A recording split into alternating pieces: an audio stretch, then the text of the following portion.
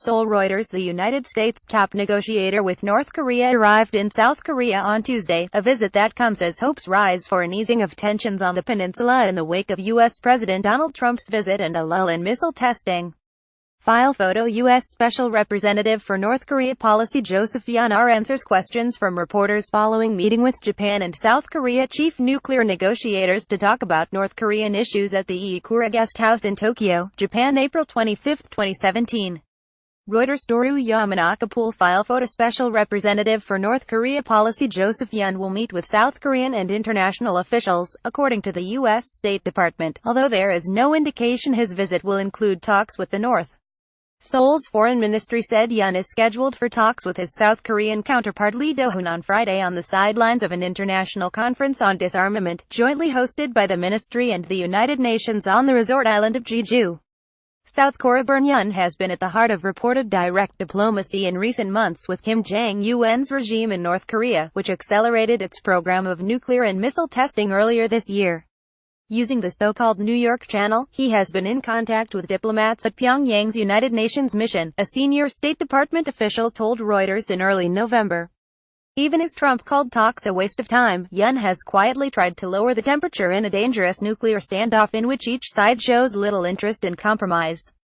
In a speech to the Council on Foreign Relations on October 30, Yun reportedly said that if the North halts nuclear and missile tests for about 60 days, it would be a sign that Washington needs to seek a restart of dialogue with Pyongyang. After several months of unprecedented testing earlier this year, North Korea has not fired a rocket or tested a nuclear weapon since it launched a ballistic missile over Japan on September 15. Some analysts say it is too early to read much into the break in testing, which is the longest lull so far this year, but could align with seasonal cycles. And there is no sign that the behind-the-scenes communications have improved a relationship vexed by North Korea's nuclear and missile tests as well as Trump's heated statements.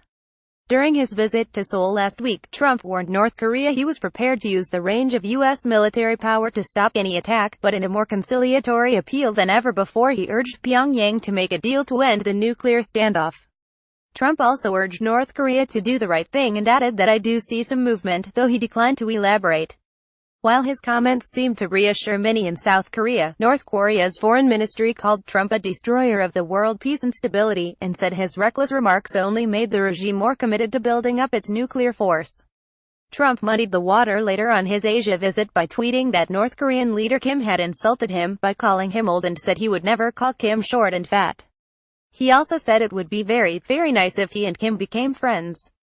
It is indeed noteworthy that the president, at several junctures, seemed to open the door to negotiations with North Korea, said David Pressman, a partner at the law firm Boies Schiller Flexner who helped lead North Korea sanctions negotiations as ambassador to the United Nations under former President Barack Obama. However, it is entirely unclear if the president's suggestions are reflective of a strategic shift or merely reflective of what the last person he happened to speak with about North Korea said before the president made those comments. Our standards. The Thomson Reuters Trust Principles.